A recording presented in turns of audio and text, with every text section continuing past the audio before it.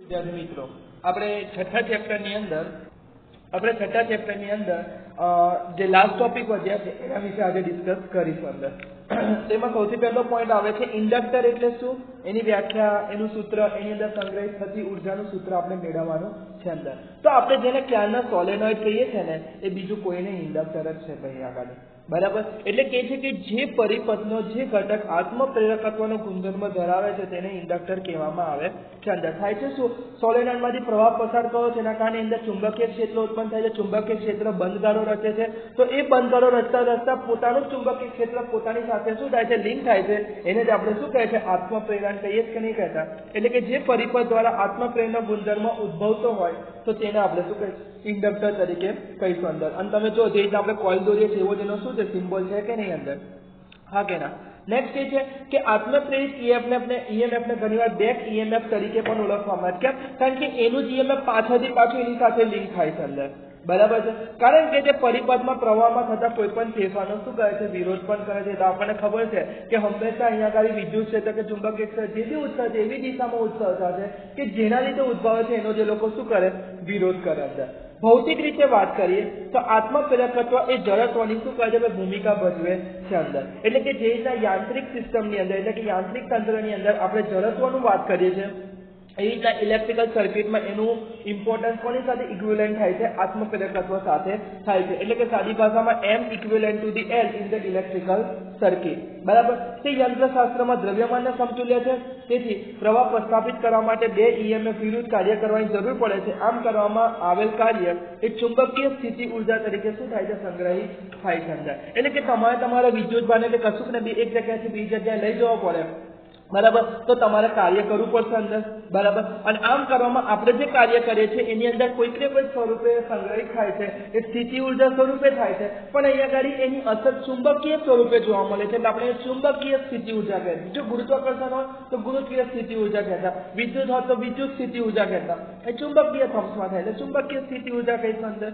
બરાબર, કોઈ પણ ક્ષણે પરિપથમાં પ્રવાહ I માટે કાર્ય થવાના દરની વાત કરીએ અંદર, જેને આપણે પાવર કહીએ છીએ અંદર. તો પાવરનું સૂત્ર જનરલી શું લખતા હતા, VI લખતા હતા, હા કે ના. તો V ની જગ્યાએ આપણે ખાલી એક એપ્સિલોન લખીશું અને પાવરની જગ્યાએ તમે dW/dt લખી શકો, કાર્ય ભાગ્યા સમય. અહીંયા આગળ તત્કાલીનની વાત કરીએ છીએ એટલે આપણે વિકલિત સ્વરૂપમાં લખીએ છીએ અંદર. સમજ પડે છે દરેક જણ આટલો પાઠ, હા કે ના. હવે જો આપણે અવરોધકતામાં થતા વ્યયની અવગણના કરીએ અને માત્ર પ્રેરણની અસરને ધ્યાનમાં લે, વાસ્તવમાં હોય છે શું કે સોલેનોઇડમાંથી તમે પ્રવાહ પસાર કર્યો તે પોતે વાહકતા છે, કંઈક ને કંઈક તો ભાઈ અવરોધ હશે કે નહીં હોય અંદર, હા કે ના. તેમાંથી થોડી ઘણી ઉર્જા તો ઉષ્મા ઉર્જા સ્વરૂપે વ્યય થવાની કે નહીં થવાની. એટલે કે છે કે જો આપણે આ અવરોધમાં થતા વ્યયની અવગણના કરી શકતા હોય અને તો પછી આપણા માટે માત્ર પ્રેરણની અસર જ ધ્યાનમાં લેવાની થાય અંદર. તો એવા વખતે ઉદ્ભવતા EMF નો આપણે સૂત્ર તો ઓલરેડી જાણીએ છીએ અંદર કે એપ્સિલોન બરાબર શું થાય છે, -L/dI/dt. તો આ જે સૂત્ર છે એમાં એપ્સિલોન ની જગ્યાએ આ ઇક્વેશન મૂકી દેવાય કે ના મૂકી દેવાય અંદર, હા કે ના. તો dW/dt ઇક્વલ ટુ શું થશે ભાઈ, Li/dI/dt થશે અંદર. તો બંને સામેથી શું થશે, dt શું થઈ જાય ભાઈ, કટ થઈ જાય કે ના થઈ જાય અંદર, હા કે ના. બરાબર, હવે આ પ્રવાહને તમારે જો પ્રસ્થાપિત કરવો હોય તો એના માટે કુલ કાર્ય કરવું હોય અંદર. બરાબર, તો કુલ કાર્ય માટે તમારે dW છે તેનું શું કરવું પડે, સંકલન કરવું પડે કે ના કરવું પડે અંદર. બરાબર, હવે સંકલન અહીંયા આગળ આનું પણ જમણી બાજુનું બી થશે અહીંયા આગળ. હવે પ્રવાહ ખરે 0 થી કેટલો થાય છે ભાઈ, I થાય છે અંદર, હા કે ના. તો 0 થી I ની આપણે લિમિટ આપી દઈએ. હવે આપણને ખબર છે કે L તો અચળાંક છે એટલે તો બહાર આવી જાય, તો અંદર રહેશે શું, I/dI વધશે. હવે I નું I ની સાપેક્ષે સંકલન કરીએ તો શું મળશે ભાઈ, I²/2 મળે કે ના મળે અંદર, હા કે ના. અને તમે લિમિટ મૂકી દો તો I²/2 -0 મળશે અહીંયા આગળ અંદર. તો આમ કરતા તમને L × I²/2 મળ્યું. થોડુંક વધારે વ્યવસ્થિત લખીએ તો શું મળ્યું, 1/2 Li² મળ્યું કે ના મળ્યું અંદર, હા કે ના. તો આને શું કહેવામાં આવે છે કે ભાઈ અંદર સંગ્રહિત થતી ચુંબકીય ઉર્જાનું શું કહેવામાં આવે છે, સૂત્ર કહેવામાં આવે છે. આમ જો આપણે પ્રવાહ I પ્રસ્થાપિત કરવા માટે જરૂરી ઉર્જાની વાત કરીએ તો તમારે કેટલી ઉર્જા આપવી પડે ભાઈ, અથવા તો તમને મળશે U = 1/2 Li² મળશે અંદર. બરાબર, આ સૂત્રને થોડુંક ધ્યાનથી જુઓ તો 1/2 mv² નો ભાઈબંધ લાગે છે કે નહીં લાગતો અંદર, હા કે ના. એટલે આપણે કારના વાત કરીએ કે જડત્વને સમતુલ્ય અહીંયા આગળ કોણ છે ભાઈ, ઇન્ડક્ટર છે અંદર. સમજી ગયા કે ના સમજી ગયા અંદર, હા કે ના. ત્યાર પછી આપણે આ ટોપિકનો છેલ્લો પોઈન્ટ છે જેની અંદર વાત કરી છે કે AC જનરેટર છે શું ભાઈ આગળ. તો કહે છે કે પ્રેરિત ઈએમએફ પહેલા તો ઉત્પન્ન કરવાની જુદી જુદી રીતો કઈ આપણે ક્યારના સમજી ગયા કે ભાઈ બી માં બદલાવ કરો, એમાં કરો, કાં તો બે વચ્ચેના ખૂણામાં કરો. એટલે કે સાદી ભાષામાં તમે શું બદલો? ફ્લક્સ બદલો. એ જ પોઈન્ટ બધા લખીને આપ્યા છે. વિડીયો પોઝ કરીને તમે જોઈ લેજો અંદર, બરાબર છે. ત્યાર પછી આપણે નેક્સ્ટ પોઈન્ટની વાત કરીએ તો હવે આપણો મેઇન ટોપિક કહે છે તે શું કહે છે આપણને કે એસી જનરેટરનો સિદ્ધાંત, રચના અને આકૃતિ દોરીને પ્રેરિત ઈએમએફનો આપણે શું કરવાનું છે ભાઈ? સૂત્ર મેળવવાનું છે અંદર, બરાબર. તો સૌથી પહેલા સિદ્ધાંતની વાત કરીએ એ પહેલા આપણે થોડું કોમન સેન્સ લગાવીએ કે આપણે જનરેટર દ્વારા વિદ્યુત ઉર્જા ઉત્પન્ન કરવી છે તો આપણે એક સાધન બનાવીશું. હવે સાધનની અંદર આપણે એવું તો શું કરી શકીએ કે જેથી કરીને ફ્લક્સ બદલાય. તો ફ્લક્સ બદલવાના 3 ઓપ્શન આપણે જોયા, કાં તો બી બદલો, કાં તો એ બદલો, કાં તો ફાઈ બદલો અંદર. હવે બી બદલવાનો પ્રોબ્લેમ શું છે અંદર કે ભાઈ ચુંબકીય ક્ષેત્ર બદલવું એ આપણા માટે અઘરી વાત છે. કેમ? કારણ કે માર્કેટમાં અવેલેબલ જે આપણી પાસે મેઇન કુદરતી મેગ્નેટની વાત કરીએ તો એનું તો ચુંબકત્વ ફિક્સ, એમાં ફેરફાર કરી શકાતો નથી અંદર. જો તમારે વેરિયેબલ વાળો લાવવો હોય તો તમારે ઇલેક્ટ્રોમેગ્નેટ વાપરવો પડે. શું વાપરવો પડે? ઇલેક્ટ્રોમેગ્નેટ. હવે ઇલેક્ટ્રોમેગ્નેટ માટે પાછી ઇલેક્ટ્રિસિટી જ આપવી પડે. આ તો થયું શું? ઇલેક્ટ્રિસિટી આપીને ઇલેક્ટ્રિસિટી પ્રોડ્યુસ કરે તો પછી ફાયદો શું થયો? એટલે આપણા માટે ઇલેક્ટ્રોમેગ્નેટનો તો ઓપ્શન છે નહીં. અને બીજી બાજુ આપણે અહીંયા આગળ ચુંબકીય ક્ષેત્ર બી ની વાત કરીએ તો કુદરતી ચુંબકોની વાત કરીએ તો ભાઈ એમનું તો ચુંબકીય ક્ષેત્ર ફિક્સ રહેશે. એટલે આપણા માટે બી નો ઓપ્શન શું થઈ જાય છે? ઓછો થઈ જાય છે. બીજી વસ્તુ કે ચલો એ નથી થતો બી બદલાતો, બી ને આપણે ગતિ કરાવવાનો પ્રયત્ન કરીએ અંદર. સાપેક્ષ ગતિ બી જવાબદાર તો છે કે નહીં અંદર, બરાબર. પણ પાછો પ્રોબ્લેમ થાય છે શું કે આપણને તો બધું વધારે જોઈએ, પ્રવાહનું મૂલ્ય વધારે જોઈએ, ઈએમએફ બી વધારે જોઈએ. તો પછી ચુંબકીય ક્ષેત્ર જે ઉત્પન્ન કરવાનો પદાર્થ છે એ પણ કેવો લેવો પડે? મોટો લેવો પડે. તો એનું વધારે ચુંબકીય ક્ષેત્ર મળે કે ના મળે? બરાબર છે. હવે સ્વાભાવિક વસ્તુ છે કે સાયકલનું પંચર થયું હોય ને તો આપણે ઉચકીને બી એના સ્ટોર સુધી લઈ જઈએ, પણ બસનું પંચર પડ્યું હોય ને ટાયર જ ના હોય તો શું કરીએ આપણે? સમજ્યા કે ના સમજ્યા? એટલે આટલા મોટા જો ચુંબકો આપણે યુઝ કરવાની જરૂર વિચારતા હોય તો પછી એને ગતિમાં કરાવવા માટેનો ખર્ચો આપણા માટે શું પડે ભાઈ? બહુ મોંઘો પડે અંદર. સમજ્યા કે ના સમજ્યા અંદર? બરાબર. તો બીજો પોઈન્ટ આપણા માટે કોણ આવે છે? ક્ષેત્રફળ આવે છે. હવે ક્ષેત્રફળની વાત કરીએ તો ત્યાં બી પાછો પ્રોબ્લેમ છે કે એકવાર સારી કોઇલ ડિઝાઇન કરી લીધી પછી ક્ષેત્રફળ બદલવું કમનું અંદર, બરાબર. હવે એને બી પાછી ગતિ કરાવવાની અંદર. તો ગતિ કરાવવા માટે પાછું કંઈક તો ચલાવવું પડે કે ના ચલાવવું પડે? હવે આપણે તો દર વખતે હલાવવા જવાના નથી અંદર, સમજ પડે જ કે નથી પડતો પણ, બરાબર. તો પછી આપણા માટે અહીંયા આગળ સારામાં સારો ઓપ્શન કોણ રહેશે ભાઈ? થીટા રહેશે. કે તમે શું કરો કે ચુંબકીય ક્ષેત્ર જેટલું મોટું થાય એટલું મોટા વાળો લઈ લો, ક્ષેત્રફળ તમે જેટલો મોટો થાય એટલો મોટો લઈ લો, બરાબર. પણ આપણને ખબર છે કે ફાઈ ખરો એનું મૂલ્ય, બરાબર, એ cos થીટા પર પણ આધાર. cos થીટા -1 થી 1 વચ્ચે વેરી થાય છે. જો તમારો BA નું મૂલ્ય 10,000 થતું હોય તો તમારી રેન્જ શું થશે? -10,000 થી +10,000 થાય કે ના થાય અંદર? હા કે ના? તો જોઈ શકો છો કે તમારો ફ્લક્સનો ફેરફાર કેટલો મોટો બની જાય છે અંદર એક cos થીટાની વેલ્યુ બદલવાથી. એટલે આપણે અહીંયા આગળ વિચાર શું કર્યો કે આપણે કંઈક એવી જીઓમેટ્રી કરી અંદર કે ભાઈ આપેલા ચુંબકીય ક્ષેત્રની અંદર આપણે જે કોઇલ મૂકીએ છીએ એ ગોલ ગોલ ફર્યા કરે, આપણું કામ પૂરું. કારણ કે ગોલ ગોલ ફરશે, બરાબર. અને એનો જે સમતલ ખરો એ ચુંબકીય ક્ષેત્ર સાથે જો જુદો જુદો ખૂણો આચરશે તો આપમેળે ફ્લક્સ તો બદલાઈ જવાનું કે નહીં બદલાઈ જવાનું અંદર? હા કે ના? બસ આ શું છે? આપણા જનરેટરનો સિદ્ધાંત છે. ઓલરેડી તમે 10th સ્ટાન્ડર્ડમાં પણ ભણીને આવ્યા જશો અંદર. એક પોઈન્ટ છે કે જ્યારે એક ક્ષેત્રફળ ધરાવતું વાહકતાનું પૂંછડું ચુંબકીય ક્ષેત્રમાં જ્યારે શું કરે છે ભાઈ? ભ્રમણ કરે છે ત્યારે પૂંછડાનું અસરકારક ક્ષેત્રફળ એ cos થીટા થાય છે. અને જ્યાં થીટા ખરો એ A અને B વચ્ચેનો શું છે ભાઈ? ખૂણો છે. અને આમ ફ્લક્સમાં ફેરફાર કરવાની પદ્ધતિ એ શું છે? એસી જનરેટરનો સિદ્ધાંત છે અંદર. એટલે કે અહીંયા આગળ એસી જનરેટરો મેઇનલી શું ફોકસ કરવામાં આવે છે અંદર ભાઈ?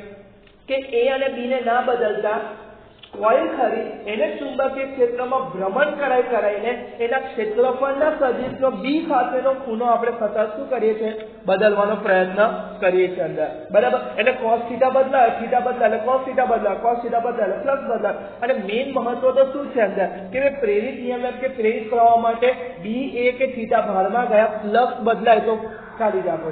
ગમે તે કહીને ફ્લક્સ બદલાવું જોઈએ અંદર. 3 માંથી 2 પછી ના બદલાય તો પણ કોઈ ફરક પડતો નથી અંદર. સમજ્યા કે ના સમજ્યા અંદર? બરાબર. તો આખી આકૃતિ તમે ઓલરેડી 10મામાં જોઈ ગયા છે, એક સ્ટેપની છે કે નહીં અંદર. પરંતુ અહીંયા આગળ જે ગૂંચળું ખરું એને કેવું લેવામાં આવે છે? ચોરસ અથવા તો લંબચોરસ રૂપ જેવું લેવામાં આવે છે. પેલું ગોળાકાર નળાકાર ટાઈપનું ઘૂંટણું અહીંયા આગળ યોગ્ય કામ કરતું નથી અંદર. સમજ્યા કે ના સમજ્યા અંદર? અને અહીંયા આગળ જે પ્રમાણે આકૃતિ છે એ જ પ્રમાણે તમને અહીંયા આગળ શું કહ્યું છે, વર્ણન કરીને આપ્યું છે કે શાફ્ટ પર જડિત કરેલું એક વાહકનું ગૂંચળું છે, તેને આર્મેચર કોઇલ પણ ઘણીવાર કહેવામાં આવે છે. આ ગૂંચળાની ભ્રમનાક ચુંબકીય ક્ષેત્રને લંબ હોય એ રીતે મૂકેલી છે. ભ્રમનાક એટલે શું? આ ડેશ લાઈન દેખાય એટલે ભ્રમનાક કહેવાય. આ ચુંબકીય નોર્થ થી સાઉથ બાજુ જશે. જોઈ શકો છો લંબ છે કે નહીં અંદર? બરાબર. આગળ કહે છે કે જો ગૂંચળાને યાંત્રિક રીતે બાહ્ય માધ્યમ દ્વારા સમાન ચુંબકીય ક્ષેત્રમાં હવે નોર્થ થી સાઉથ બાજુનું ચુંબકીય ક્ષેત્ર જે બીજા સમાન છે તો ભ્રમણ કરવામાં આવે છે તો ગૂંચળા સાથે સંકળાયેલા ચુંબકીય ફ્લક્સમાં શું થશે? ફેરફાર થશે અને એના કારણે આપણને શું મળશે? પ્રેરિત પ્રવાહ અને પ્રેરિત EMF મળે કે ના મળે અંદર? બરાબર. હવે ગૂંચળાના જે બે છેડાઓ ખરા એમને બે સ્લીપ રિંગ અને બે બ્રશ સાથે આપણે જોડેલા હોય છે અને એના દ્વારા આપણે બાહ્ય પરિપથ સાથે આખી સર્કિટને શું કરતા હોય? જોઈન કરતા હોય છે અંદર. હવે આપણે શું કરવાનું છે? સૂત્ર મેળવવાનું છે. આટલે સુધી થિયરી વર્ણન તમે ઇલેક્ટ્રિક જનરેટરના ટોપિકમાં 10મા ધોરણમાં કરી ચૂક્યા છે. હવે આપણે સૂત્ર મેળવવાનું છે કે ધારી લો કે આપેલું ગૂંચળું ભાઈ કોણીય ગતિ કરે છે. કેટલી કોણીય ગતિ કરે છે? ઓમેગાથી કરે છે અંદર. તો ધારો કે ઓમેગા જેટલી કોણીય ઝડપથી જો ભ્રમણ કરવામાં આવે તો કોઈ પણ t સમયે ચુંબકીય ક્ષેત્રનો જે સદિશ ખરો અંદર, બરાબર, અને ગૂંચળાના ક્ષેત્રફળનો સદિશ એની વચ્ચેનો ખૂણો આપણે કોઈ થીટા લઈ શકીએ અંદર, બરાબર. તો આપણને ખબર છે કોણીય વેગ બરાબર શું લખતા? કોણીય સ્થાનાંતર ભાગ્યા સમય. તો થીટા બરાબર તમે શું લખી શકો? ઓમેગા t લખી શકો કે ના લખી શકો અંદર? હા કે ના? બરાબર છે. તો હવે આપણે ફ્લક્સની વાત કરીએ તો પરિણામે ગૂંચળા સાથે જે તે સમય અથવા તો કોઈ પણ સમયે સંકળાયેલું ફ્લક્સ લખવું હોય તો ફાઈ બરાબર શું લખાશે? ભાઈ AB cos થીટા લખાય અંદર. પણ થીટા એટલે કે આપણે શું લખી શકીએ? ઓમેગા t લખી શકીએ કે ના લખી શકીએ હવે અંદર? હા કે ના? આપણે તો શું મેળવવું છે ભાઈ? EMF. તો પછી ફ્લક્સનું સમયની સાપેક્ષે શું કરવું પડે? વિકલન કરવું પડે. તો જો સમયની સાપેક્ષે વિકલન કર્યું અંદર તો સમયની સાપેક્ષે તમે વિકલન કરશો તો તમને અહીંયા આગળ આન્સરમાં શું મળશે? dϕ/dt મળશે અને ઇક્વલ ટુ જો b અને a તો બદલાતા નહીં એટલે પ્રેમથી એ લોકો બહાર આવી જશે. બિચારો અંદર બકરો પણ બનશે, ખાલી cos બનશે, કારણ કે cos નો એંગલ ખરો એ t ના પર આધાર રાખે છે. સમય બદલાશે એમ બદલાશે અંદર. બરાબર છે કે નહીં? હવે આપણે એવું ધાર લેતા કે સપોઝ કઈ આટા બાટા હોય તો મેં તમને કીધું ખાલી ગુણાકારમાં લઈ લેવાનું હતું અંદર. બરાબર. હવે cos ઓમેગા t ખરું એનું તમે શું કરો? ડિફરન્શિએશન કરો એટલે કે વિકલન કરો. તો cos નું શું થાય ભાઈ? સાઇન થાય અંદર. અને સાઇન કઈ આવશે? માઇનસ સાઇન આવશે અંદર. યાદ રાખજો અંદર. cos નું વિકલન કરો તો માઇનસ સાઇન થાય અંદર. બરાબર. પણ અહીંયા આગળ cos નું થયું પણ cos ની અંદર ફંક્શન એકલો t નથી, જોડે ઓમેગા t પણ છે. એટલે આનું પણ તમારે પાછું શું કરવું પડે? વિકલન કરવું પડે. તો ઓમેગા t નું t ની સાપેક્ષે વિકલન કરો તો ઓમેગા તો અચળ છે એટલે બહાર ઓમેગા આવી જાય એટલે t નું t ની સાપેક્ષે વિકલન શું થાય? 1 થાય. એટલે તમારે અહીંયા આગળ ઓમેગા પણ લખવો પડે અંદર. સમજ્યા કે ના સમજ્યા? એટલે સાદી ભાષામાં આ જે cos ઓમેગા t નું વિકલન થવાનું સૂત્ર શું મળશે? Minus omega sin omega t મળશે. શું મળશે? Minus omega sin omega t મળશે અંદર. સમજ પડે છે દરેક જણ આટલો પાઠ? હા કે ના? ક્લિયર? ચલો તો હવે એ બધી વેલ્યુ મૂકી દઈએ. હવે આપણને ખબર છે કે એપ્સિલોન બરાબર તો શું લખતા? ભાઈ માઇનસ n dϕ/dt લખતા હતા. તો અહીંયા આગળ માઇનસ સાઇન લઈ લઈએ તો અહીં પણ માઇનસ સાઇન લઈ લઈએ. પણ આ માઇનસ સાઇન અને આ માઇનસ સાઇન જે વિકલન થી મળી હતી બંને એકબીજાને શું કરે છે? પ્લસ કરી દેશે. બરાબર. તો ફાઇનલી તમને એપ્સિલોન નું ઇક્વેશન શું મળ્યું ભાઈ? n dA omega sin omega t મળ્યું કે ના મળ્યું અંદર? હા કે ના? બરાબર છે. આને થોડુંક આપણે શું કરીએ? રીઅરેન્જ કરી દઈએ અંદર. શું કરી દઈએ? રીઅરેન્જ કરી દઈએ તો શું લખાય? NWAB એવું લખાય કે ના લખાય? બરાબર. તો અહીંયા આપણે બોલી શકીએ કે હમારે બહોત ही फेमस नवाब सादे sin ओमेगा t पधार रहे हैं. बराबर. याद रहेगा नवाब. बराबर. એને નહીં है समझ लेने का, एक बार ये आता अंदर. बराबर. એટલે n omega a b into શું થશે ભાઈ? તમારું sin ઓમેગા t થશે અહીંયા ગાડી અંદર. હવે તમારે જો મેક્સિમમ EMF જોઈતું હોય તો સીધી વસ્તુ છે કે sin ઓમેગા t ની વેલ્યુ કેટલી થવી જોઈએ? 1 થવી જોઈએ. જે પોસિબલ ક્યારે છે? જ્યારે 90 ડિગ્રી એંગલ બને અંદર ત્યારે. હા કે ના? બરાબર છે. તો એવા કેસીસમાં તમને શું કહેવાય કે મેક્સિમમ EMF મળે? 0 મળવું હોય તો તમને 0 ડિગ્રી મળે અંદર. છે કે નહીં? તો આ રીતે તમે જોઈ શકો છો કે ભાઈ જેમ જેમ પેલું ફરતું જશે તે શું કહેવાય? 0 થી લઈને 360 વચ્ચેના જુદા જુદા ખૂણા લેતું જશે અને એ પ્રમાણે તમને EMF અલગ અલગ મળશે. અને એટલે જ એને અહીંયા આગળ અલ્ટરનેટિંગ જનરેટર નામ આપવામાં આવે છે. એટલે કે એનાથી ઉદ્ભવતું EMF ખરું એ અચળ નથી હોતું પણ સમય સાથે એ પણ બદલાયા કરતું હોય છે અંદર. समझ पड़े कि नहीं पड़तो पाठ?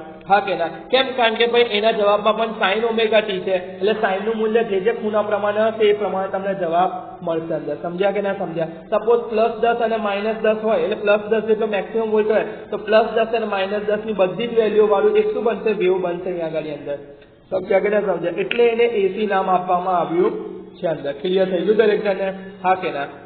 ત્યારબાદ તમને અહીંયા આગળ કીધું છે શું કે પ્રેરિત ઈએમએફ નું ભાઈ સૂત્ર લખો તો શું યાદ રાખવાનું? નવાબ sin ઓમેગા ટી, બરાબર. અને સમય સાથે કેવી રીતે બદલાય તેની ચર્ચા કરો. હવે તમને થીટા ખબર હોય અને sin ના જુદા જુદા ખૂણાઓ માટેના મૂલ્ય શું હોય ખબર હોય, જેમ કે sin 0 0 થાય, sin 90 1 થાય, sin 180 0 થાય, sin 270 -1 થાય, ખબર હોય તો તમે આ વસ્તુ આરામથી સમજી શકો છો અંદર, બરાબર. તો તમારે સિમ્પલી કરવાનું શું છે કે મેં તમને અહીંયા આગળ એની અસાઇનમેન્ટ ફાઇલ મોકલી તો અસાઇનમેન્ટ ફાઇલમાં શાંતિથી જોતા જોતા સમજવાનું છે અંદર, બીજું કશું નથી અંદર, બરાબર. અને ત્યાર પછી તમે જુદા જુદા ઈએમએફ ક્યારે ક્યારે તમને મળી શકે એની વાત કરી છે.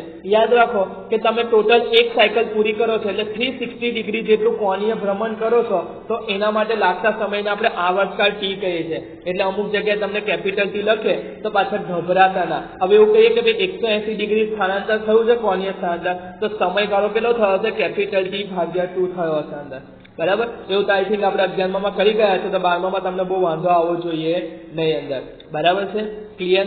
ત્યાર પછી અગેન એનો એ જ પોઈન્ટ છે અહીંયા આગળ લાક્ષણિકતા લાક્ષણિકતા બધું કીધું છે પણ એમાં કંઈ નવું સમજવા જેવું લાગતું નથી અંદર. અને આપણો છેલ્લો પોઈન્ટ આવે છે અંદર કે જનરેટર્સના પ્રકાર જણાવો કે કેટલો પાવર ઉત્પન્ન કરી શકે એવા છે અને એસી પ્રવાહની આવૃત્તિ લખવાની છે અંદર. તો આપણે વાત કરીએ કે વ્યવસાયિક જનરેટરમાં આર્મેચરને ભ્રમણ કરવા માટે યાંત્રિક ઉર્જાની જરૂર પડે છે તો તે ઊંચાઈ પરથી પડી રહેલા પાણી દ્વારા જ્યારે આપણે પૂરી કરીએ છીએ એટલે કે ડેમમાંથી પૂરી કરીએ તો આવા જનરેટરને શું કહેવામાં આવે છે? હાઇડ્રો ઇલેક્ટ્રિક જનરેટર કહેવામાં આવે છે અંદર, બરાબર. પણ બધી જગ્યાએ તો ભાઈ નદી એવી જોરદાર છે ને કે આપણે ડેમો બનાવીને પાણી કાઢી શકીએ. તો આપણી પાસે બીજો અલ્ટરનેટ ઓપ્શન શું છે કે કોલસો અથવા તો એના જેવા સસ્તા ઈંધણો અંદર. તો વૈકલ્પિક રીતે જો કોલસો કાં અન્ય સ્ત્રોતનો ઉપયોગ કરીને પાણી ગરમ કરીને વરાળનું ઉત્પન્ન કરવામાં આવે અને એ વરાળ ઊંચા દબાણમાં રહેલ પાણીની વરાળ આર્મેચરમાં ભ્રમણ કરવામાં શું કરે છે? ઉત્પન્ન કરશે અંદર, ભ્રમણ કરવામાં હેલ્પ કરશે.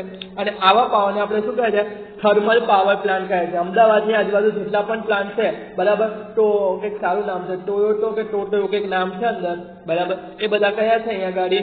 થર્મલ પાવર સ્ટેશન છે અંદર, બરાબર. બીજું કોલસાની જગ્યાએ જ્યારે આપણે શું કહેવાય કે રેડિયો એક્ટિવ થતા પદાર્થોનો એટલે કે ન્યુક્લિયર બળતણનો આપણે ઉપયોગ કરીએ તેવા પાવર સ્ટેશન આપણે શું કહેવાય? ન્યુક્લિયર પાવર રિએક્ટર અને ન્યુક્લિયર પાવર જનરેટર કહેવાય અંદર. આજના સમયની વાત કરીએ જનરેટર લગભગ આપણે કેટલા સુધીના બનાવ્યા છે? 500 મેગાવોટ સુધીના ઉચ્ચ ઇલેક્ટ્રિક પાવર પેદા કરે એવા બનાવ્યા છે.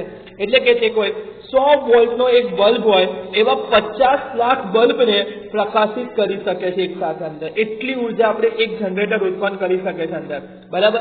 મોટા ભાગના જનરેટરમાં ગૂંચળાઓ સ્થિર રહે છે અને ઇલેક્ટ્રોમેગ્નેટને શું કરવામાં આવે છે? ભ્રમણ કરવામાં આવે છે અંદર. સમજ પડે છે અંદર? એટલે કે ત્યાં આગળ શું કહે છે કે પાણીના પ્રવાહ દ્વારા ઇલેક્ટ્રોમેગ્નેટ ગોલ ગોલ ભ્રમણ કરે એવું કંઈક સેટલમેન્ટ કરવામાં આવે છે અંદર. આ પરિભ્રમણની આવૃત્તિ ભારતની અંદર જોવા જાય તો કેટલા હર્ટ્ઝની છે? 50 હર્ટ્ઝની છે. જ્યારે યુએસ જેવા અમુક દેશમાં કેટલી છે? 60 હર્ટ્ઝની છે. એટલે આપણે અમેરિકાથી જ્યારે એપલ કે કોઈ બી મોબાઈલ કે ઇલેક્ટ્રોનિક ગેજેટ મંગાવીએ તો તેનું ચાર્જર સીધું આપણા પ્લગમાં નાખીએ એટલે આપણો ખર્ચો માથે પડે અંદર, બરાબર છે. આપણે એનું શું કરવું પડે? કન્વર્ટર લાવવું પડે છે. 60 હર્ટ્ઝની ફ્રીક્વન્સીને શેમાં કન્વર્ટ કરે? 50 હર્ટ્ઝને. એટલે કે 50 હર્ટ્ઝને 60 હર્ટ્ઝમાં કન્વર્ટ કરે તો તમારું લેપટોપ કે મોબાઈલ શું રહેશે? સારું રહેશે. ને તો પછી તમે રડશો કે કઈ અમેરિકાથી મંગાવીને મારું ડિવાઇસ શું થઈ ગયું? ભાઈ બગડી ગયું અંદર. સમજ્યા કે ના સમજ્યા અંદર? તાર સાથે આપણે આ ચેપ્ટરની જે થિયરી ખરી અહીંયા આગળ શું થાય છે? પૂરી થાય છે અંદર, બરાબર. નેક્સ્ટ ટાઈમ આપણે શું કહેવાય કે એના લીધે જેટલા પણ બાકીના દાખલાઓ હશે એના વિશેની આપણે વાત કરીશું અંદર. Okay, thank you.